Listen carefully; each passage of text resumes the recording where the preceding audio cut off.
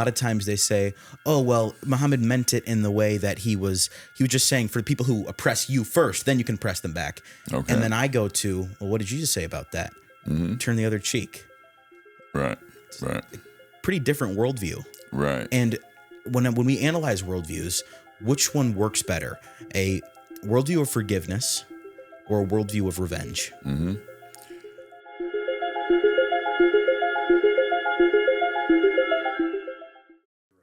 Hello, Joel Brooks here, and welcome to In Conversation with Joel Brooks.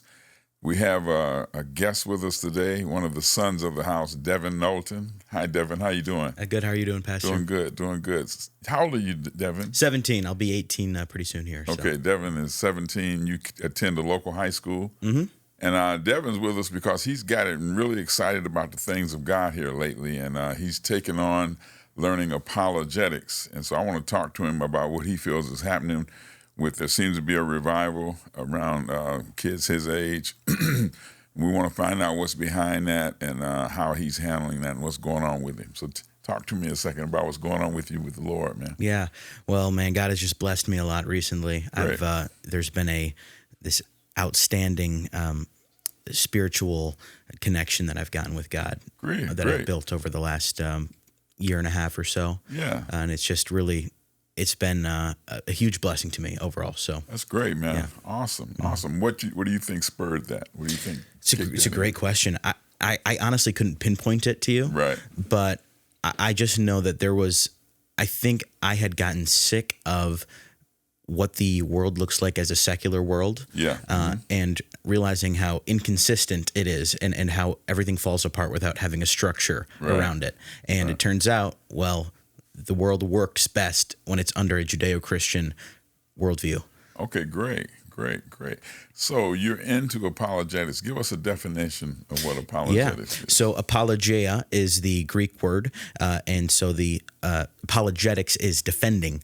So apologetics would be defending the faith, and it can be universal to any religion, but for Christianity in this instance. Really? So how does that roll out? How does that affect how you see things? Yeah.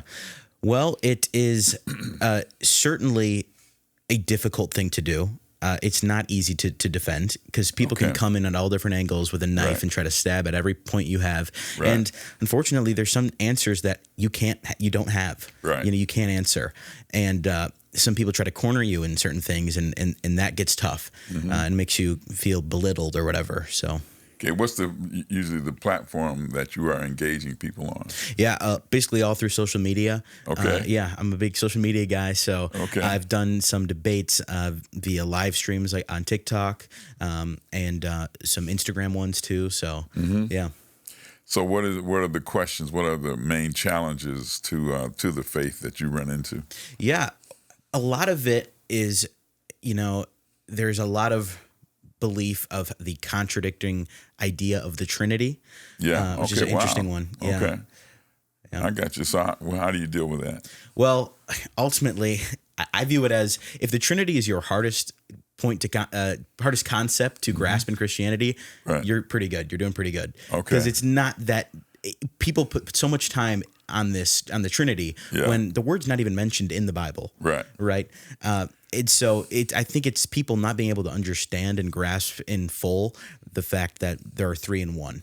Right. Yeah. Okay. I think sometimes we get in trouble trying to explain a fourth dimensional realm with 3D language. Yeah.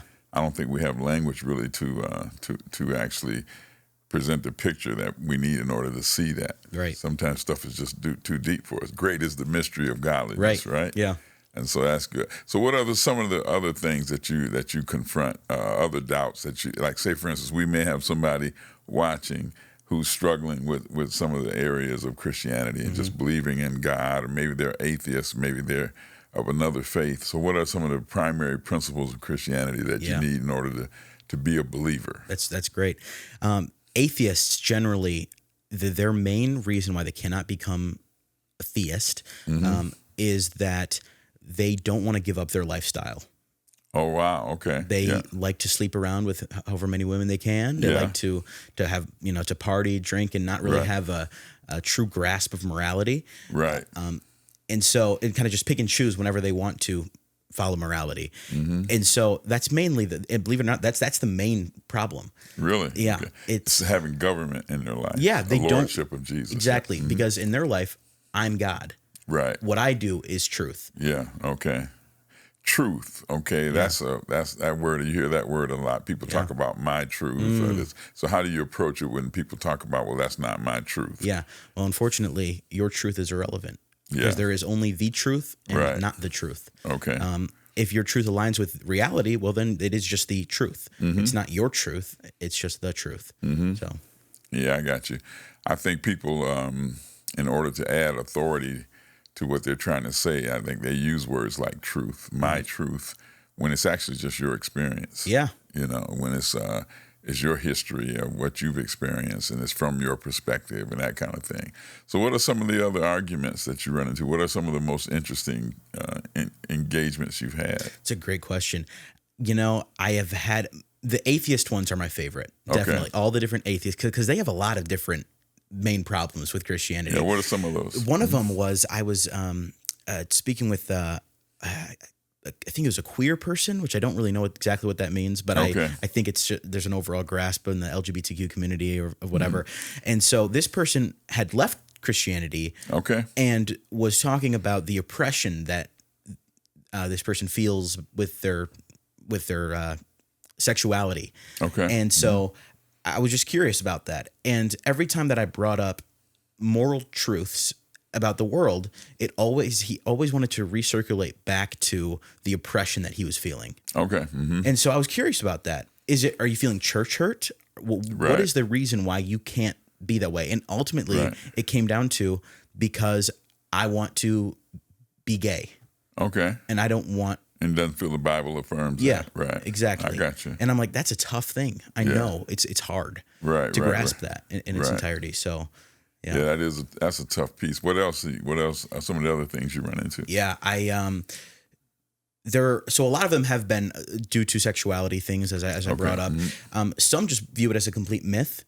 And really? The interesting thing about it is, and you know, when we narrow down to our foundations of our country, we are a Judeo-Christian country by its very nature, by the fundamental nature of it. So when I often talk with Muslims, Hindus, or atheists, and I always have to bring that up. You do realize if you live in the Western world, you are just a cultural Christian. And so oftentimes I look at like Muslims who are in the world, or in the United States now, and I view how inconsistent their life is, because they believe in rights for everybody, yet their Quran doesn't believe that. Right. They say kill the infidel in Surah 9 of the Quran. So explain that. Why do you want to be passive and care about people here, but not? So that is one of the things that I respect about the horrible terrorists, is that they're being consistent with their text. Where Muhammad speaks about hate, Jesus speaks about love. Right. And not love as in, just continue to be in your sin, but no, let's fix you. Let's get out of that. Right.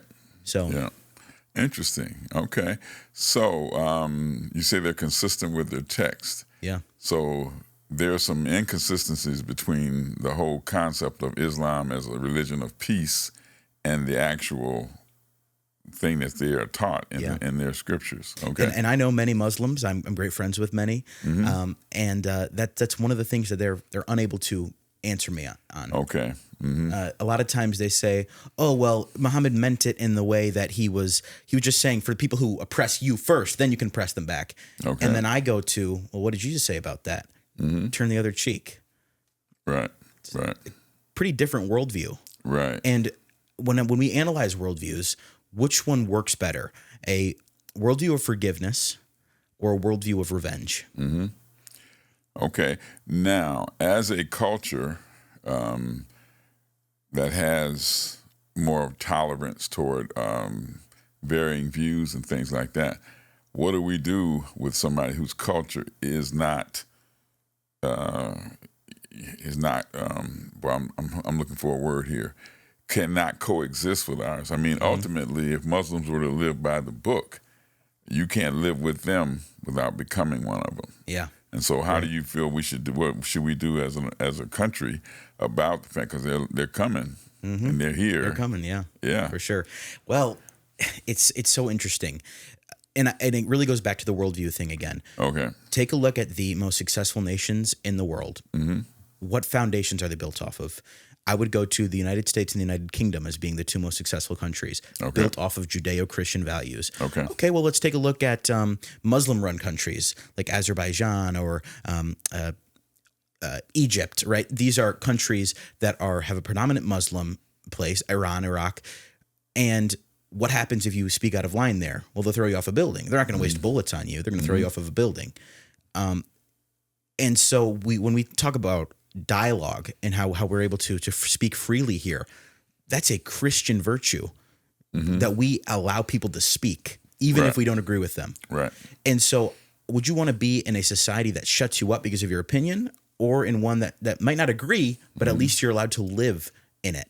Right. And then we take a look at atheistic societies like Stalin and Hitler, Germany, Stalin, Russia, and Mao, China. It's a complete tyranny of oppression of the people.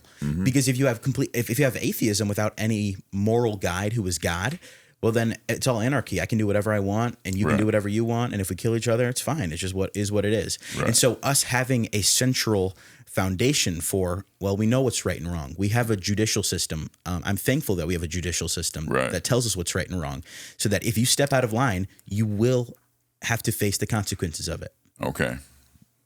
I see. Well, so what do we do?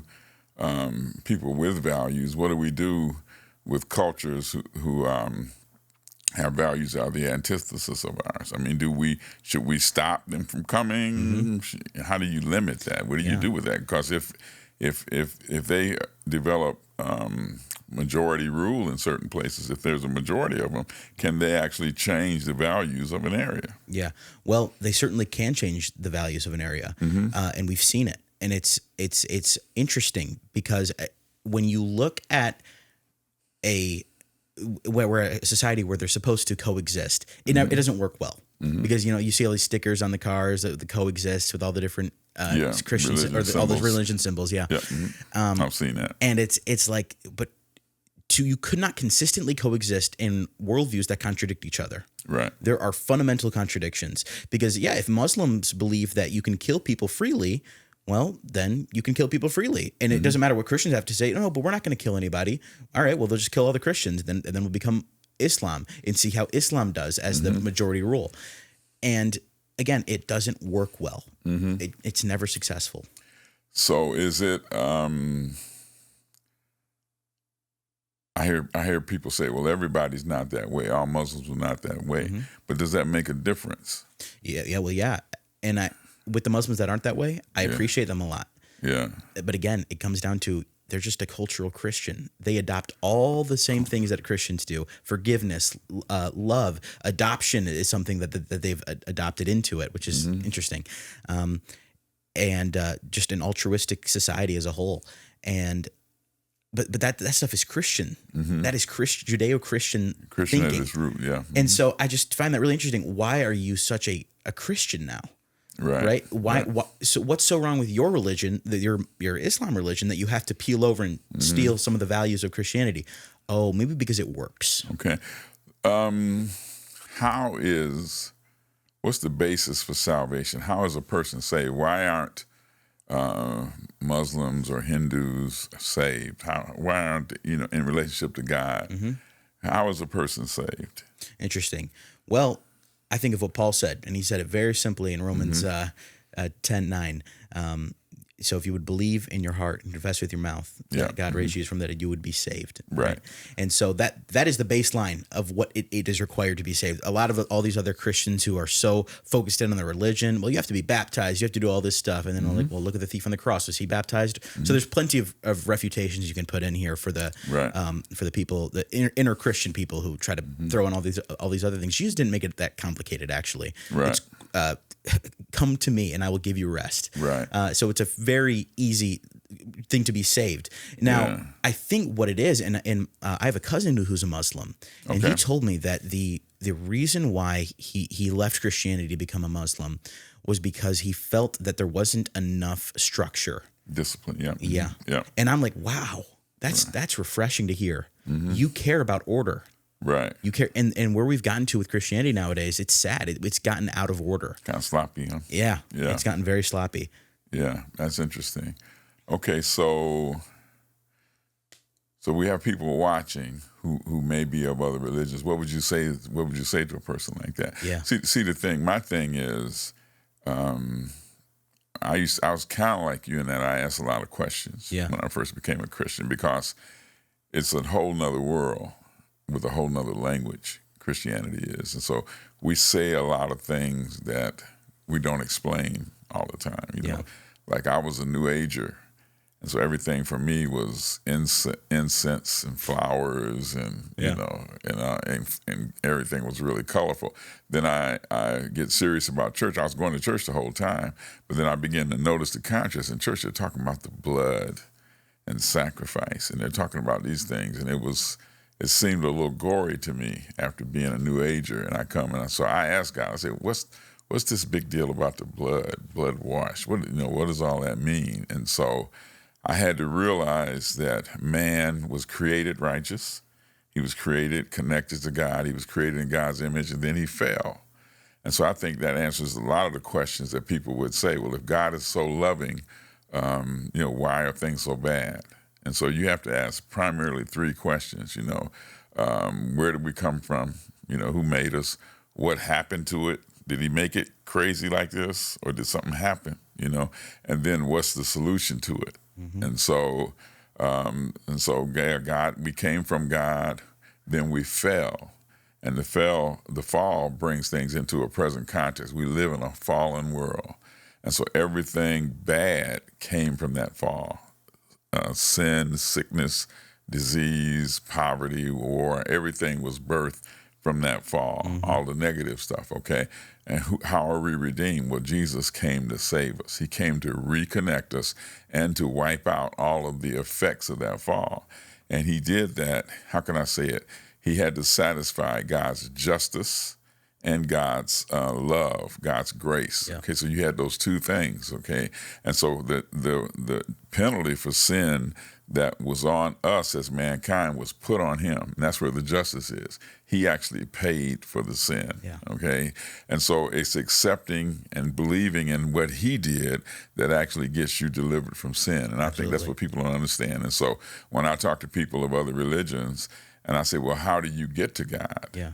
What happened? Why do you even need to get to God? And they can't really, well, it's all works. Well, if I pray every day and I pray at the right times during the day and I behave right, then at the end, I'll find out if I'm saved or not. Yeah. I'll find out. And so we know now that we're saved. We can assure ourselves of that now. I don't want to wait till the end. Yeah, it's scary to think and find out if I'm going to hell, but not having heaven promised will make you more disciplined. Mm-hmm. Because I'm trying to keep from making any mistakes. Right. And so it becomes a religious issue. It becomes an issue of the law and living by law as opposed to living by grace and actually being made free. Yep. And so that's something that you may want to let people, because I ask them, I say, how are you saved? Yeah. When are you saved? As a Hindu, Hindus, they believe in reincarnation. So you keep showing up and going, until you get it right, kind of a thing, And I'm like, well, what if that's not true? What if you only have one shot to get it right? Mm-hmm. It's appointed to man, wants to die and then the judgment, and so there's, I like asking questions, I like, why do you believe what you believe? Where do you get this from? Where does that come from? And so that's good, man. So you having a good time with this? Oh yeah. Yeah. Great. To kind of go back to one of the things you said there, and Paul says in Romans 6 that because we are offered the gift of grace, are we to continue to keep on sinning that grace may abound? Right. By no means. Right. Of course not. He says no, yeah. Yeah. So that is often where Christians get it wrong, where we get so, since I'm already punched my ticket into heaven, I can just kind of cruise control here. Yeah. Jesus would completely disagree with that. Yeah, right. Well, see, it relates, Devin, the purpose. Yeah. Why am I saved? Am I saved to miss hell, or am I saved to be connected to God and live a life free from the oppression of sin? Yeah. And so when you understand what he was doing, then you understand it's like taking a shower and jumping back in the mud. Yeah. Now, why did you take the shower? I took the shower to be clean, and so I accepted Jesus to have my sins washed away, not to stay in them, And I'm doing if you're here Sunday, which you should be, I'm talking about conscience, and one of the the real areas of focus for the Bible is your conscience. And your conscience has an effect on how you feel. God wants you to actually feel righteous. Yeah. He wants you to feel like a family member, like a son, as if you belong, Absolutely. And sin takes that away. It gives you a self-consciousness. It gives you a separate consciousness. And so, he wants, how can I say it? He wants you to have life after death, but your life before death is a big deal to God too, that we would live for him, It speaks about the kingdom of God at hand. Yes, at that hand is here now. Yeah, and so that's a big deal. So, have you do you try to get over into leading people to Christ? Yeah, that's the fundamental nature. So, kind of, it might sound like I'm coming from an aggressive standpoint. Yeah. Ultimately, I've been told like I'm a very patient person. Okay. And I don't really feel that way. Sometimes I'm like, man, I really want to close the deal. Exactly. Yeah. How are you not learning this? We're on we're on the month of me speaking with you, and you still have no knowledge of what's going on. Right. And God kind of came to me and was like, yeah, now you know what it's like. Okay, there you go. Wait, what? Yeah. Yeah, now you know what it's like. You know how many times I come up to you? Yeah. And you refuse to continue to follow me because you're stubborn. Right. So that's exactly what it is. Yeah. Thanks for coming by. Yeah. And we have to do this again sometime. Absolutely. Okay. Thank you for having me. God bless you.